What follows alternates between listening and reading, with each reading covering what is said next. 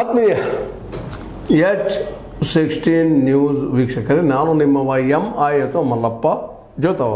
ಆತ್ಮೀಯರೇ, ಈಗಾಗಲೇ ನಮ್ಮ BJPಗರು ಅದರ ವಿಜಯೇಂದ್ರ ಆಯಿತು ಮತ್ತು ಇನ್ನುಳಿದ ನಾಯಕರಾಯಿತು BJPಯ ಇದನ್ನು ಧರ್ಮ ಯುದ್ಧ, ಧರ್ಮ ನಾಶ ಆಗ್ತಾ ಇದೆ ಇಲ್ಲ ಅನ್ನುವಂಥ ಒಂದು ಕಾನ್ಸೆಪ್ಟ್ ಇಟ್ಕೊಂಡು ಹೋರಾಟ ಶುರು ಮಾಡಿದ್ರೆ ನಿಜವಾಗಿ ಧರ್ಮ ಯುದ್ಧನ ಇದು.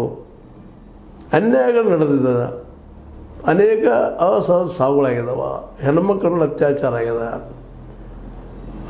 ಮುಂದೆ ಅದೇ ಕಾಲಕ್ಕೆ ಅವುಗಳನ್ನ ಹುಗಿಯುವಂಥದ್ದು ಮತ್ತು ಜೊತೆ ಭೂಮಿಗಳ ಪಡವಲ ಭೂಮಿ ಕಬಳಿಕೆ ಆದಂಥ ಘಟನೆಗಳಾಗಿದ್ದಾವೆ. ಮುಂದೆ ಅದೇ ಕಾಲಕ್ಕೆ ಪಾಪ ಒಕ್ಕಲತನ ಮಾಡುವಂಥ ಒಕ್ಕಲು ಬಿಸುವ ಕೆಲಸಗಳಾಗಿದ್ದಾವೆ ಅಲ್ಲಿ ಘಟನೆಗಳು. ಇಂಥ ಅನೇಕ ಒಂದು ಎರಡು ಎಲ್ಲ ಈ ಅನ್ಯಾಯಗಳೆಲ್ಲ ನಡೆದದನ್ನು ಪ್ರಶ್ನೆ ಮಾಡಿ ಕೇಳಿದರೆ ಅದಕ್ಕೆ ನ್ಯಾಯ ಸಿಗಲಿ ತನಿಖೆಗೆ ಹಚ್ಚಿದ್ರೆ ಇದು ಧರ್ಮ ವಿರೋಧಿನ.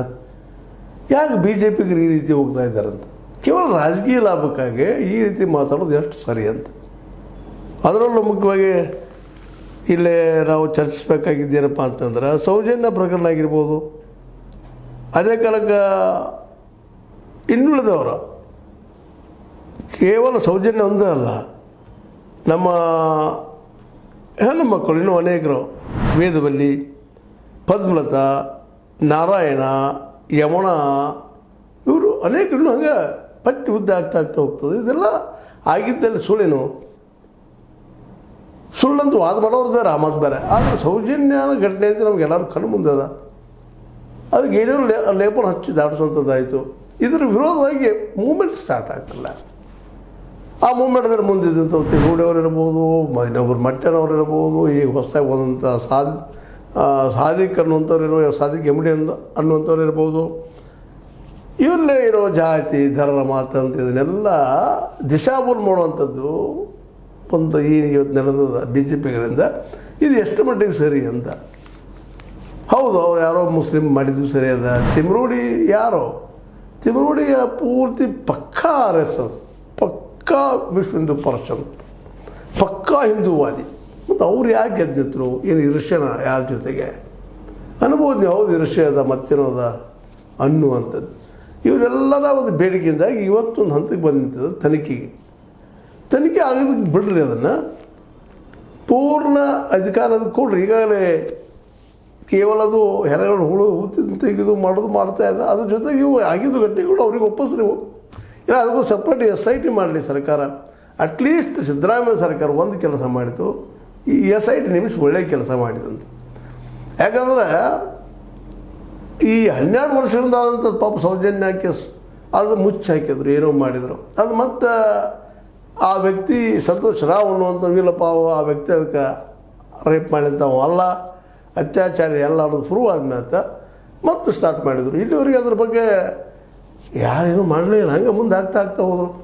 ಕೊನೆಗೆ ಈ ಅನಾಮಿಕಂತಂದು ಬಂದೋ ತಂದರು, ಅದು ನೆಕ್ಸ್ಟ್ ವಿಷಯ. ಈಗಾಗಲೇ SIT ಗೊತ್ತದ ಯಾರು ಅಂತೇಳಿ ಏನು ಎಂದೆಲ್ಲ ಸಂಗ್ರಹ ಮಾಡಿದ SIT ಒಳ್ಳೆ ತನಿಖೆ ದಿಶೆ ಹೋಗ್ತಾಯಿದೆ.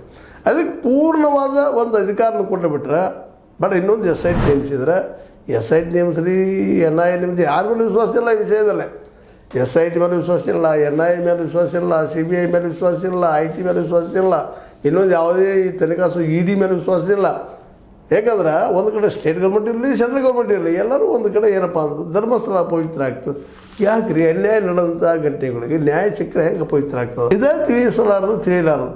ಇಲ್ಲಿ ಹಣದ ವ್ಯವಹಾರ ನಡೀತದೆ, ಬಡ್ಡಿ ವ್ಯವಹಾರ ನಡೀತದೆ, ಏನೆಲ್ಲ ನಡೆದಿಲ್ಲ ವಿತ್ ಡಾಕ್ಯುಮೆಂಟ್ ಇವತ್ತು ಹೇಳ್ತಾ ಇದ್ದಾರೆ. ಆದರೆ ನೀವು ಯಾರು ಕಣ್ಣಿ ಕಾಣ್ತಾ ಇಲ್ವಾ ಇದು? ಹೌದು, ಸಾಲ ಕೊಡೋದು, ಅವ್ರು ಏಳಿಗೆ ಮಾಡೋದು ಒಳ್ಳೆಯ ವಿಷಯ ಅಂತ ಒಪ್ಕೊಳ್ಳೋಣ. ಆದರೆ ಬಡ್ಡಿ ಯಾವ ರೀತಿ ಐತಲ್ಲ, ಫ್ಲ್ಯಾಟ್ ಇಂಟ್ರೆಸ್ಟ್ ಯಾವ ರೀತಿ ಅದಾವ, ಹೊರಗಿನ ಮೈಕ್ರೋ ಫೈನಾನ್ಸ್ ಯಾವ ರೀತಿ ಮಾಡ್ತಾವೆ, ಅದಕ್ಕೆ ಹೆಚ್ಚಿಗೆ ಬಡ್ಡಿ ತೊಗೊಳ್ತಾರೆ. ಇದು ಏನಿದು ಬಡ್ಡಿ ವ್ಯಾಪಾರ ಮಾಡೋದ್ರಾಗ ಇಟ್ಟದ್ದು ಅದು. ಹೌದು, ಗ್ರಾಮೀಣಾಭಿವೃದ್ಧಿ ಮಾಡೋದ್ರಾಗೆ ಸಾಲ ಕೊಡೋದು ಮಾಡೋ ಸರಿ. ಆದರೆ ಅದಕ್ಕೆ ಮಾರ್ಕೆಟೇ ಮಾಡಿಲ್ಲ ರೈತಗೆ. ಯಾವುದೋ ಆದರೂ ಮಾರ್ಕೆಟ್ ಇಲ್ಲ ಅವನಿಗೆ. ಸಾಲ ತೊಗೊಳ್ಳೋದು ಏನೋ ಮಾಡ್ತಾನೆ, ಮತ್ತು ಸಾಲ ಬೆಳಗೋದು ಹೋಗ್ತದೆ, ಬಡ್ಡಿ ಬೆಳೆಯೋದು. ಎಷ್ಟೋ ಮಂದಿ ಇವತ್ತು ಆ ಸಾಲ ತೊಗೊಂಡವರು ಅಲ್ಲೆಂತ ಅಲ್ಲೇ ಅಲ್ಲ, ಒಟ್ಟು ಈ ಮೈಕ್ರೋ ಫೈನಾನ್ಸ್ ಆಯ್ತು, ಇನ್ನುಳಿದ ಕಡೆ ಆಯಿತು, ಸಾಲ ತೊಗೊಂಡವರು ನಿಧಾನಕ್ಕೆ ಈ ಸಾಲಕ್ಕೆ ಬಲಿಯಾಗಿ ತಿರ್ಕೊಳ್ತಾ ಇದ್ದಾರೆ, ಆತ್ಮಹತ್ಯೆ ಮಾಡ್ಕೊಳ್ತಾ ಇದ್ದಾರೆ. ಅವು ಘಟನೆಗಳು ನಡೀತಾ ಇದ್ದಾವೆ. ಅದರಲ್ಲಿ ಇದರ ಹೆಸರು ಬಂದು ಮುಚ್ಚೂರಿಗೆ ಬರ್ತಾಯಿದೆ. ಈ ಎಲ್ಲ ಘಟನೆಗಳ ಬಗ್ಗೆ ತನಿಖೆ ಆಗ್ಬೇಕಲ್ರಿ. ಇವು ಧರ್ಮೀಯ ಕೆಲಸನ ಇವೆಲ್ಲನೂ. ಹೆಣ್ಮಕ್ಳ ಮೇಲೆ ದೌರ್ಜನ್ಯ ಮಾಡುವಂಥದ್ದಾಗಲಿ, ಅಥವಾ ಪಾಪ ಅವ್ರನ್ನ ಹೋಗುವಂಥದ್ದಾಗಲಿ, ಅಥವಾ ಬಡವನ ಭೂಮಿನ ಕದಿಯುವಂಥದ್ದಾಗಲಿ, ಮಾವುತನಂಥವನ್ನ ಕೊಲೆ ಮಾಡಿಸುವಂಥದ್ದಾಗಲಿ, ಇದ್ದ ಪೊಲೀಸ್ ಠಾಣೆಯಲ್ಲಿ ಅನ್ಐಡೆಂಟಿಫೈಡ್ ಡೆತ್ ಆದಂಥ ಸಾವಾದಂಥ ಶವಗಳ ರೆಕಾರ್ಡನ್ನು ಸುಟ್ಟು ಹಾಕೋದು, ಇವೆಲ್ಲ ಇವು ನ್ಯಾಯಯುತನ, ಇವು ಧರ್ಮದ ಕೆಲಸಗಳ. ಅದರಲ್ಲೂ ಸೌಜನ್ಯ ಮೇಲಾದಂಥ ಆ ಅತ್ಯಾಚಾರ ಅಂತ ಯಾವ ಮಗುವಿನ ಮೇಲೂ ಆಗಬಾರ್ದು. ಅವೆಲ್ಲರೂ ಅದು ಧರ್ಮದ ಕೆಲಸನ.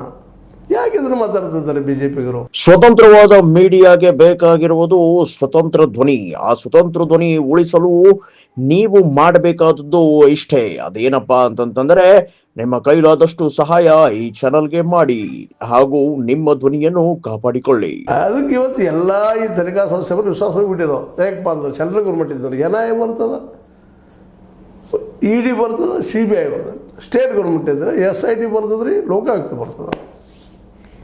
ಇವರು ಆಯಾ ಸರ್ಕಾರಗಳ ಚರ್ಮ ರಕ್ಷಣೆ ಮಾಡೋಸರಾಗಿ ಬರ್ತಾ ಇದ್ದಾರೆ, ಅವ್ರು ಉಳಿಸುವಂಥ ಪ್ರಯತ್ನ ಮಾಡ್ತಾ ಇದ್ದಾರೆ. ಹೀಗಾಗಿ ಯಾರ ಮೇಲೆ ವಿಶ್ವಾಸ ಇಲ್ಲ. ಈಗ ಒಬ್ಬರನ್ನೊಬ್ರು ಕೈ ಮಾಡ್ತಾ ಇದ್ದಾರೆ. BJPಗರು ಕಾಂಗ್ರೆಸ್ಸಿಗರ ಮೇಲೆ, ಕಾಂಗ್ರೆಸ್ಸಿಗರು BJPಗರ ಮೇಲೆ. ಇದರಲ್ಲಿ ಸತ್ಯ ಹೋಗ್ತಾ ಇದೆ ಹೇಳ್ರಿ. ಅದೇನೋ ಸಿದ್ದರಾಮಯ್ಯ ಅವರು SIT ನೇಮಿಸಿದ್ರೆ ಒಂದು ಸ್ವಲ್ಪ ರಿಸಲ್ಟ್ ಅದು ಬರೋ ತನಿಖಾದ್ರೂ ನಾವೆಲ್ಲ ವೇಟ್ ಮಾಡ್ಬೇಕಾದ್ರೆ ತನಿಖೆ ಒಂದು ದಿನದಲ್ಲಿ ಆಗುವಂಥದ್ದಲ್ಲ. ಈಗಾಗಲೇ ತನಿಖೆಯನ್ನು ನಿಲ್ಲಿಸುವ ದಿಶೆಯಲ್ಲೇ BJP ಅಲ್ಲೆಲ್ಲ ಸ್ಟ್ರೈಕ್ ಮಾಡುವಂಥದ್ದು, ಮತ್ತೆ ಮಾಡುವಂಥದ್ದು ಮಾಡಿಸ್ತಾ ಇದೆ ಪಾಪ ಅವರ ಫಾಲೋವರ್ಸ್ಗಳಿಂದ. ಇದು ಎಷ್ಟರ ಮಟ್ಟಿಗೆ ಸರಿ ಅನ್ನುವಂಥದ್ದು ಜನಸಾಮಾನ್ಯರು ಮಾತಾಡ್ತಾ ಇದ್ದಾರೆ ಇವತ್ತು. ಹೌದಲ್ರಿ, ಅಲ್ಲಿ ಏನು ತನಿಖೆನೇ ಆಗಿಬಿಡ್ರಿ, ಅವ್ರನ್ನ ಆಗಿಲ್ಲ ಅಂತ ಯಾವುದ್ರ ಮೇಲೆ ಹೇಳ್ತಿಲ್ಲ. ಹಂಗಾರೆ ಇವೆಲ್ಲ ಏನು ವೇದದಲ್ಲಿ ಮೇಲೆ ಆಗಿರ್ಬೋದು, ಅಥವಾ ನಮ್ಮ ಏನಪ್ಪ ಅಂದ್ರೆ ಪದ್ಮನಾಭ ಅವ್ರ ಮೇಲೆ ಆಗಿರ್ಬೋದು, ನಾರಾಯಣ ಆಗಿರ್ಬೋದು, ಯಮನ ಅವ್ರ ಮೇಲೆ ಆಗಿರ್ಬೋದು, ಸೌಜನ್ಯನ ಮೇಲೆ ಆಗಿರ್ಬೋದು, ಹಾಗೆ ಶುರು ಆಗಿದ್ರಿ ಅದಕ್ಕೆ ಇವು ಲಿಸ್ಟ್ಗಳು. ಮತ್ತು ಅನ್ಐಡೆಂಟಿಫೈಡು ಹುರುಳು ಹಾಕ್ಕೊಂಡಿದ್ದು ಮಾಡಿದ್ದು ಯಾಕೆ ಹಾಕ್ಕೊಂಡ್ರು ಅನ್ಬೋದು. ಎಲ್ಲ ಆತ್ಮಹತ್ಯೆ ಅಂತಲ್ರಿ ಅವು, ಅಲ್ಲಿ ಬಂದು ತಮ್ಮ ದೇಹ ತ್ಯಾಗ ಮಾಡ್ತಾರೆ ಪವಿತ್ರ ಜಾಗ ಅಂತ ಹೇಳ್ಬೋದು, ವಾದ ಮಾಡ್ಬೋದು, ಇಂಥ ತಕರಾರಿಲ್ಲ. ಯಾಕೆ ಅಂಥದ್ದು ಹೋದವು ಇಲ್ಲ ಅಂತಲ್ಲ. ಇವನ್ ನಾವು ಶಿರಸೇಲಕ್ಕೆ ಹೋಗಲಿ, ಮತ್ತೆಲ್ಲ ಹೋಗಲಿ, ಶಿರಸೇದ ಹೋಗಿ ನಾವು ಸತ್ಯಪ್ಪ ನಮ್ಮ ದಪ್ಪನ ಆತಂದ್ರೆ, ಅಥವಾ ನಮ್ಗೆ ಅಲ್ಲಿ ಮಣ್ಣು ಆಯ್ತು ಏನೋ ಆಯ್ತು ಅಂದ್ರೆ ಅವ್ನು ಸ್ವರ್ಗಕ್ಕೆ ಹೋಗ್ತೀವಿ ಅವ್ರು ಕಲ್ಪನೆ ನಮ್ಮಲ್ಲಿ ಇದ್ದೇವ. ಅದನ್ನು ತಪ್ಪಂತಲ್ಲ, ಅವ್ರ ನಂಬಿಕೆಗಳು ಅಂಥದ್ದು ಇಲ್ಲೂ ಆಯ್ತದ್ದು ಹೇಗೆ ತಪ್ಪಿಸ್ಕೊಳ್ಳಿ ಪ್ರಯತ್ನ ಮಾಡ್ಲಿಕ್ಕೆ ಹೋಗ್ಬೇಡ್ರಿ. ಇದರಿಂದ ನಡೆದ ಘಟನೆಗಳು ಇದ್ದಾವಲ್ಲ ಅವೆಲ್ಲ ಹಾಗಾದ್ರೆ ಲೀಗಲ್ ಆಗಿದ್ರೆ ಇಲ್ಲಿವರೆಗೆ ಯಾಕೆ ಸುಟ್ರೆ ಹಾಕೋಲಿಕ್ಕೆ ರೆಕಾರ್ಡ್ಗಳನ್ನು? ಅದು ಯಾರು ಮಾಡಿ ಪಂಚನಾಮ ಆಗಬೇಕಲ್ಲ. ಒಂದು ವ್ಯಕ್ತಿ ಸತ್ಯ ಪಂಚನಾಮ ಆಗಿ ಯಾರ ಏನ ಎಂತ ಎಲ್ಲಿದ್ದು ಹೋದ್ರು, ಏನಾಗಿತ್ತು, ಏನು ಜೀವರಿಗೆ ಬೀಳ್ಕೊಂಡಿದ್ರು ಎಂತ ರೆಕಾರ್ಡ್ ಬೇಕಲ್ಲ. ಆ ರೆಕಾರ್ಡನ್ನು ಗಾಯಬ್ ಸುಟ್ಟು ಹೋಗಿ ಬಿಡುವಂಥ ಕೆಲಸಗಳು ಆಗ್ತಾಯಿದ್ರು. ಇವೆಲ್ಲ ಏನು ತೋರಿಸ್ತದೆ? ಇವೆಲ್ಲ ನ್ಯಾಯಬದ್ಧತೆ ಅಂತನ ಧರ್ಮದ ನೆಲೆಯಲ್ಲಿ ಹೋಗುವವರು ಮಾಡುವ ಕೆಲಸಗಳು ಇವೆಲ್ಲ. ಇದ್ರ ತನಿಖೆ ಆಗ್ಬೇಕು. SIT ತನಿಖೆ ಪೂರ್ಣ ಆಗುವವರೆಗೆ ಎಲ್ಲರೂ ಸುಮ್ಮನೆ ನಗರ ನಕ್ಸಲೈಟ್ಸ್ ಅನ್ನೋದು ಮತ್ತೇನು ಅನ್ನೋದು ಅಂಥದ್ದು ಹಾದಿ ತಪ್ಪಿಸುವಂಥದ್ದು ಆಗಬಾರ್ದು. ಮತ್ತು ಸ್ವತಃ ವೀರೇಂದ್ರ ಹೆಗ್ಡೆ ಅವ್ರು ಹೇಳ್ತಾ ಇದ್ರಲ್ರಿ, ಇದು ನಾಳೆ ಕಪ್ಪು ಬಿದ್ದು ಉಳಿದು ಬಿಡ್ತದೆ, ಏನಪ್ಪ ಢಾಗ ಉಳಿದು ಬಿಡ್ತದೆ, ಆಮೇಲೆ ಕಪ್ಪು ಚುಕ್ಕಿ ಉಳಿತದೆ, ಇದು ಪೂರ್ಣ ತನಿಖೆ ಆಗಲಿ ಹೊರಗೆ ಬಂದು ರಿಪೋರ್ಟ್ ಅವ್ರು ಹೇಳ್ತಾ ಇದ್ದಾರೆ. ಅವರ ಮುಂದಿದ್ದಾಗ ಇವರೆಲ್ಲ ಯಾಕಪ್ಪ ಏನಿದು BJPಗರು ಅಲ್ಲಲ್ಲೇ ಸ್ಟ್ರೈಕ್ ಮಾಡಿಸೋದು ಯೋಗ್ಯ ಅನಿಸ್ತದನ ಸ್ವತಃ ವೀರೇಂದ್ರ ಹೆಗ್ಗಡೆ ಅವರು ಹೇಳ್ತಾ ಇದ್ದಾರೆ. ಮತ್ತು ಇದ್ರ ಮೂಮೆಂಟ್ ಜೋರು ಮಾಡಿಸಿದವ್ರು ಯಾರಪ್ಪ ಅಂದ್ರೆ ತಿಮ್ರೋಡಿ, ಮಹೇಶ್ ತಿಮ್ರೋಡಿ, ಮಟ್ಟಣ್ಣವರ್ ಮತ್ತು ರವಿ ಪ್ರಸನ್ನ, ಇವರಿಗೆ ಒಂದು ಗುಂಪದ ಇನ್ನು ದೊಡ್ಡ ಮಾಡಿದವರು ಜೀವಂತಿಟ್ಟವ್ರು. ಈ ನ್ಯಾಯಸ್ಥರ ಹೋರಾಟ ಮಾಡಿದ್ರು. ಅವರೆಲ್ಲರೂ ಧಾರ್ಮಿಕ ವ್ಯಕ್ತಿಗಳನ್ನ ರೀ, ನಿಮ್ಮವರ ನಿಮ್ಮ ಜೊತೆಗೆ ಬೆಳೆದವ್ರ. ಇವತ್ತಿನ ಸಹಿತ ಏನೋ ಅಂತ ಬಂದು ಕಾಂಗ್ರೆಸ್ನ ವಿರೋಧ ಮಾಡ್ತಾರಣ್ಣ, ನಿಮ್ಮನ್ನು ವಿರೋಧ ಮಾಡೋದಿಲ್ಲ. ಯಾಕಂದ್ರೆ ಈ ಒಂದು ನೆಲೆಯಲ್ಲೇ ಇದನ್ನು ಓದಿದ್ರೆ ತಪ್ಪಾಗ್ತದೆ ರೀ. ನ್ಯಾಯ ಸಿಗಲಿ ಎಲ್ಲರಿಗೂ, ಅನ್ಯಾಯ ಆದವ್ರು ಸಿಗಲಿ, ಇಲ್ಲಂದ್ರೆ ಇಲ್ಲಲ್ಲ. ಅಲ್ಲಿ ಇಲ್ಲಂದ್ರೆ ಅದು ನಮ್ಮ ಇವರು ವೀರೇಂದ್ರ ಹೆಗ್ಡೆ ಅವ್ರು ಇಲ್ಲಂದ್ರೆ ಭಾಳ ಸಂತೋಷ ಅಲ್ರಿ. ಮತ್ತು ದೊಡ್ಡದಾಕೈತಿ ವ್ಯಕ್ತಿತ್ವ ಅವ್ರದ್ದು. ಅವ್ರು ಸ್ವತಃ ಅವ್ರು ಹೇಳ್ತಾ ಇದ್ದಾರೆ ತನಿಖೆ ಆಗಲಿ ಪೂರ್ಣ ಆಗಲಿ ಅಂತ. ಅದಕ್ಕೆ ಅದು ಮಾಡೋದಕ್ಕೆ ಬಿಡೋಣ ನಾವೆಲ್ಲರೂ ಕೂಡ. ಆ ರಿಸಲ್ಟ್ ಬರೋವರೆಗೆ ವೇಟ್ ಮಾಡೋಣ. ಯಾಕಂದ್ರೆ ಒಮ್ಮೆಗೆ ಒಂದು ದಿನ ಬರುವಂಥದ್ದಲ್ಲ, ಅಷ್ಟು ಸುಲಭದ ಕೆಲಸ ಅಲ್ಲ, ಕರೆಕ್ಟಾಗಿ ಜಜ್ಮೆಂಟ್ ಮಾಡಿ ಕೊಡುವಂಥದ್ದು. ಆಗ ಮುಂದಿನ ವಿಚಾರ ಮಾಡಲಿಕ್ಕೆ ಬರ್ತದೆ ಅಂತ ಹೇಳ್ತಾ, ಒಟ್ಟಾರೆಯಾಗಿ ಮರು ತನಿಖೆ ಅನ್ನೋಕ್ಕಿಂತಲೂ ಈ SIT ಇನ್ನಷ್ಟು ಜೋರಾದ ತನಿಖೆ ಆಗಲಿ, ಪ್ರಾಮಾಣಿಕವಾಗಿ ಆಗಲಿ, ಸಮಯ ಕೊಡ್ರಿ. ಮತ್ತು ಅವ್ರ ವಾದ ಅವ್ರು ಮಾಡಲಿ ಅಂತ ತಪ್ಪಿಲ್ಲ. ಬಟ್ ಅದನ್ನು ಮೂಮೆಂಟ್ ಮಾಡಿ ದಿಶಾವಲು ಮಾಡಿಸಿ ಸತ್ಯ ಹೇಳೋ ಕೆಲಸವನ್ನು ಬಂದ್ ಮಾಡಲಿಕ್ಕೆ ಹೋಗ್ಬೇಡ್ರಿ, ನಿಲ್ಲಿಸ್ಲಿಕ್ಕೆ ಹೋಗ್ಬೇಡ್ರಿ. ಅನ್ಯಾಯಗೊಳಗಾದಂಥ ಜೀವಗಳಿಗೆ ನ್ಯಾಯವನ್ನು ಒದಗಿಸುವಂಥ ಕೆಲಸ ಇವತ್ತು ನಡಿಬೇಕಾಗಿದೆ ಅಂತ ಹೇಳ್ತಾ, ಇದು ಇವತ್ತಿನ ಆದಂಥ ಡೆವಲಪ್ಮೆಂಟ್ಗಳು. ಜೊತೆಗೆ ಏನು ಹೇಳಿದ್ದಿಲ್ಲ ನಿಮಗೆ, ಈಗಾಗಲೇ SIT ಪೊಲೀಸರಿಂದ ಇನ್ನುಳಿದಂದು ಎಲ್ಲ ಮಾಹಿತಿ ಸಂಗ್ರಹ ಮಾಡ್ಕೊಳಿಕತ್ತದ. ಅದನ್ನು ಕೆಲಸ ಮಾಡಲಿಕ್ಕತ್ತದ ರೀ.